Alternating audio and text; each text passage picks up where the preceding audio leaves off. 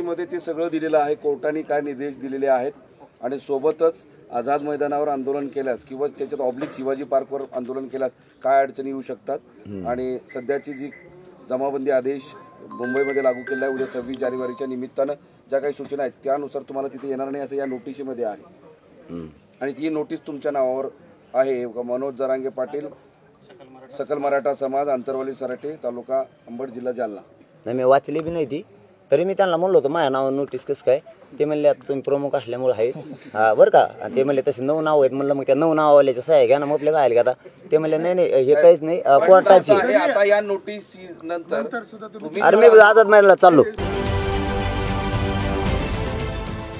देश विदेशातील प्रत्येक घडामोडींचे लाईव्ह अपडेट मिळवण्यासाठी आता साम टीव्हीच्या सर्व सोशल मीडिया प्लॅटफॉर्मला लाईक, फॉलो आणि सबस्क्राईब करा। तसंच सर्व नोटिफिकेशनसाठी बेल आयकॉन प्रेस करायला विसरू नका।